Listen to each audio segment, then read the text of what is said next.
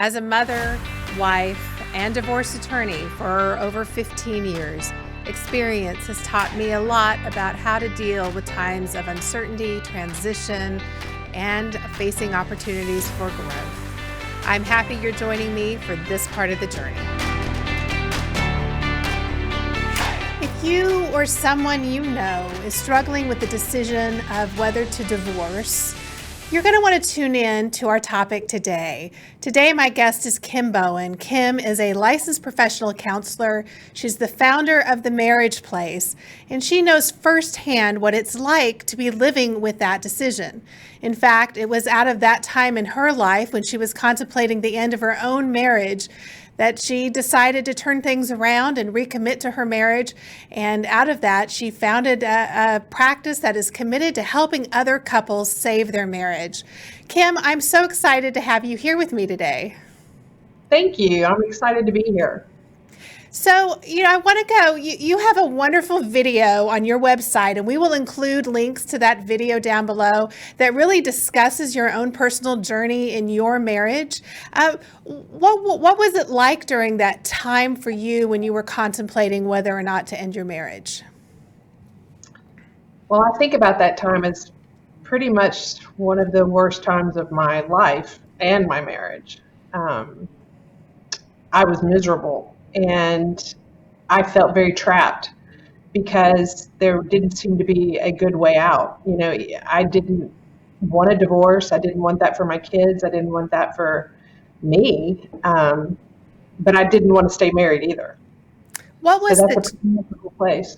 What was the turning point for you where you decided to recommit? You were able to recommit to your marriage. So I've given that a lot of thought over the years because I get asked that question a lot. And honestly, I think it boils down to a couple of things. One is time. I didn't rush into a divorce.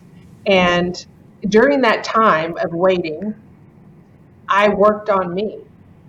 And I realized that marriage is often based on, for a lot of us, to determine whether we're in a good marriage or not, is do we feel happy and do we feel like we love the partner that we're with? And I didn't know, no one told me that feelings of love come and go.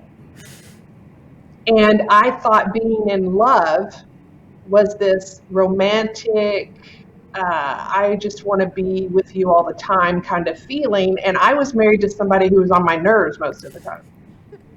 So I think there was time to realize that feelings come and go. I had to learn that. And the other part that I had to get really honest with myself about was that I had gotten to be pretty, we call it one up in a relationship, where you kind of feel, not that you're better than the other person, but that you deserve better. You deserve more. And I've, in that process, forgotten that I could be quite a pill to live with at times too. And so getting really clear and honest about how I was showing up and I wasn't being very lovable either, enabled me to work on myself and change that. So I love what you just said about really needing to focus on yourself, because I know in my own marriage, and I've been working with other people in broken marriages, that so often the focus is on the inadequacies of the other person. And Absolutely. I think, when we're focused on how our needs aren't being met, we're probably not doing much to help meet the needs of the other person or even to meet our own needs. So I think there's a lot of wisdom in that. Well, it's just so true. And when we aren't good at being uncomfortable. And when we start to feel like we're not happy, we start to look for a way out. We want a relief. We want something to change, and we want it now. So that sometimes works against us in marriage, often, actually. And I think there's just not a whole lot of good guidance or direction for married couples out there. I think, our culture and our media and the romantic movies all show us these couples who, are living happily ever after or getting their needs met. So when you feel like you're not, oftentimes I think people jump to the conclusion that they need to move on, that it's time for a divorce. You offer at the Marriage Place a program called Discernment Counseling. Can you talk to us about what that is?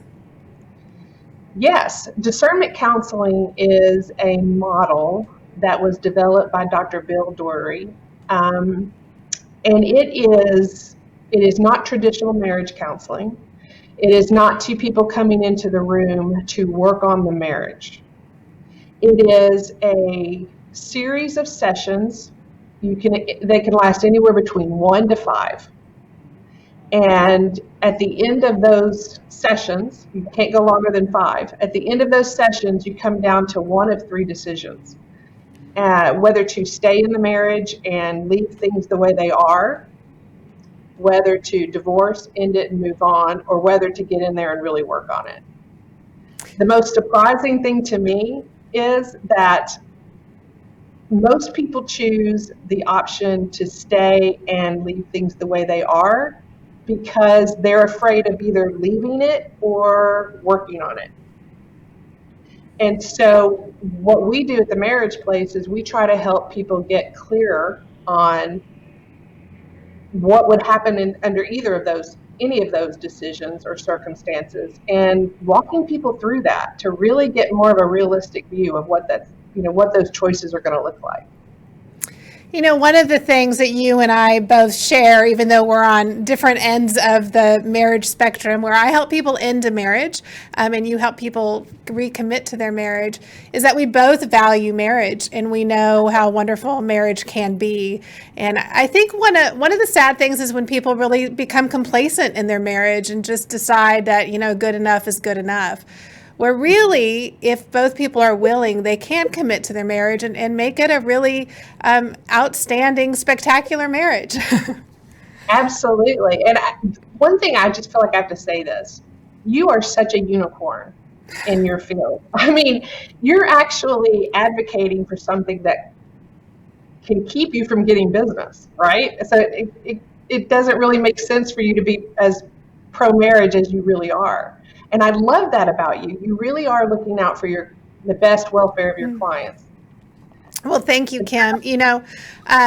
Something you and I have talked about is the fact that divorce is painful. And look, when you need a divorce, you need a divorce. So, oftentimes people who come to me are at a stage where they really have tried everything and have decided that they really do need to move forward with a divorce. And I get to walk with them through that process. But absolutely, marriage is something that is valuable. And, people who enter into marriage do so hoping that it will last forever.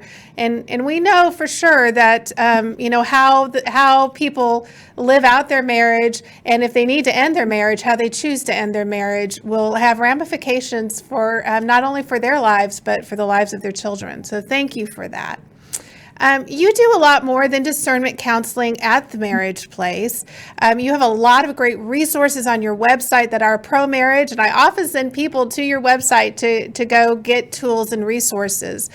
How does what you and your team do at the Marriage Place differ from other types of marriage therapy or other therapists? Well, we're pro-marriage. That's the biggest difference between us and others. And what that means, that doesn't mean that we try to keep you in a marriage no matter what, right? It just means that we value the institute and we take it respectfully. We take it on respectfully.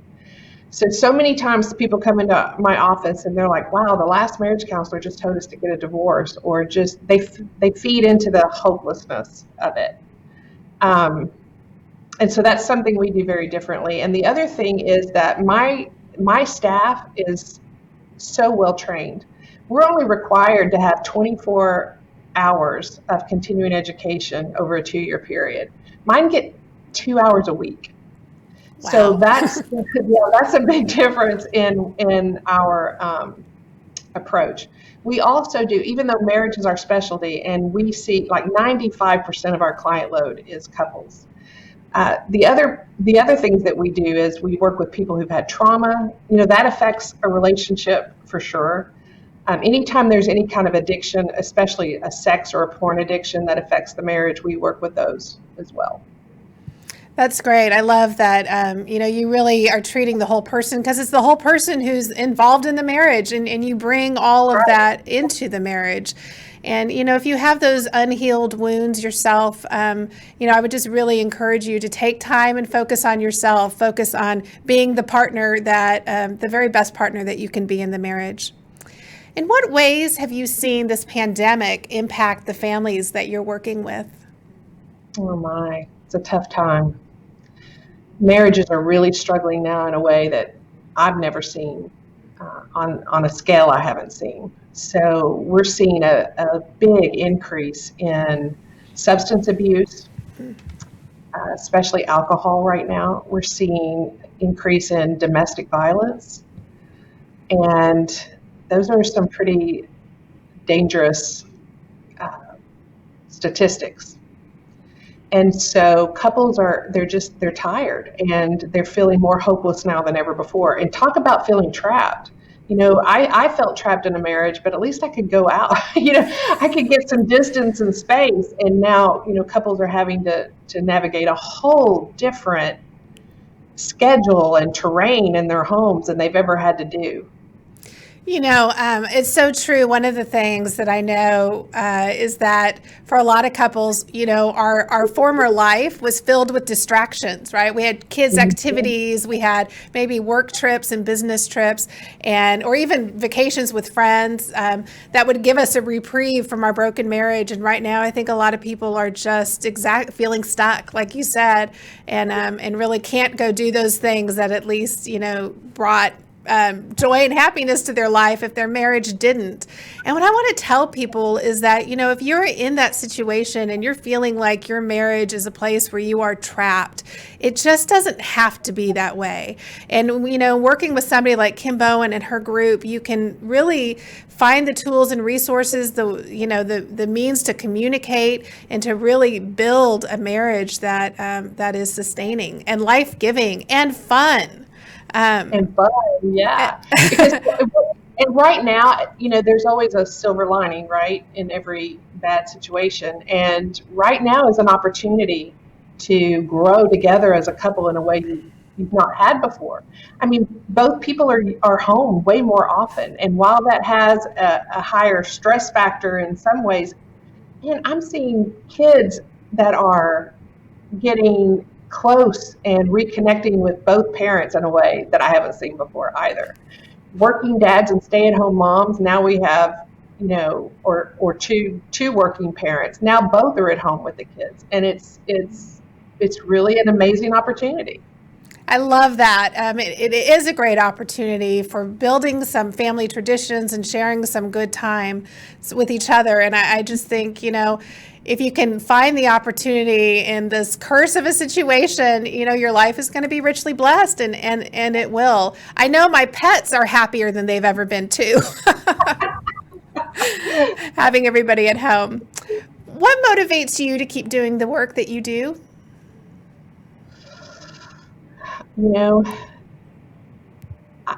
Getting that client that comes back years later and says, I can't thank you enough. I'm happier now than I ever thought I'd be. Or I can't imagine what I almost gave up, and so glad now that I didn't. That's what does it for me. I love that. If somebody wants to get in touch with you, tell us how your practice is working right now. How can they get in touch with you, and then what can they expect in terms of actually meeting with a therapist during this time? It's a good question. So you can reach us a couple of different ways. You can call directly on our office line. The numbers, on our website. You can go to our website, fill out a contact form through email. There's even a number to text. So there's lots of ways that you could reach us. Our therapists right now and our coaches, we're seeing some people want to still see in person and feel safe to do that with masks. We still do that, but we've always done sessions online over Zoom. I mean, that's just always been something that we've done, and we're still doing that and doing more of it now than ever before. So, where are you located? We have two offices. We have an office in Richardson, right off of George Bush and 75, just right there. And we have another one in Frisco that we just opened right before COVID. So excellent timing. No, that's great. And you're not limited to just seeing people in the DFW area, right? I mean, especially with the Zoom capabilities, can people, say, from all over the United States contact you and work with your all therapist? over and internationally. We have clients in Turkey and Israel and Greece and all over. That's great. I just want to close today by asking you what advice you have for somebody who might be watching this who is really struggling with the question of whether or not they need to end their marriage. So my advice is don't get in a hurry. I wouldn't make any life-changing decision right now during COVID. I wouldn't until life gets to be back to normal, unless you're in an abusive situation. If you're in an abusive situation, then you need to get yourself safe. But if you're in that place of, I just don't want to be married anymore, I would wait until things level out a little bit. And then the next thing I would do is start working with somebody who can help you sort through your feelings and your experiences to find out how much of you is in this, that you need to look at. And it seems like right now this is probably a good time, if you're inclined to do some work on yourself, to take advantage of it and really go deep and take this opportunity to just grow yourself. I think what you started off with in our discussion today was so valuable. Also, can I make one more point? Time for it. So if you're the one that's in a marriage and your spouse is wanting out, I want to encourage you not to give up on that. But, my husband, together we learned what all the wrong things that you could do in that situation. Most people panic. They start to beg and plead for their partner to stay. They start to become extremely needy in the situation. And so those are the people that we like to work with as well. And most people, especially therapists, will tell you there's nothing you can do to save it if somebody wants out, and that's just not true. I will tell you that's what most divorce lawyers will tell you too. So I think that's also just a good plug to say, if you are the person whose spouse is choosing to leave and you don't want your marriage to end, what comes naturally in those moments is probably the worst thing you can do. And instead, get help, get advice from somebody who knows this terrain and can really give you good advice to help you maybe show up in a different way in your marriage. Yes. Call us. I love it. Well, we will include the links to your information in the post. And I just want to thank you, Kim, for taking time today to visit with me about the amazing work you do at the Marriage Place. Thank you, Jennifer. I appreciate the work you're doing too, very much. Well, thank you.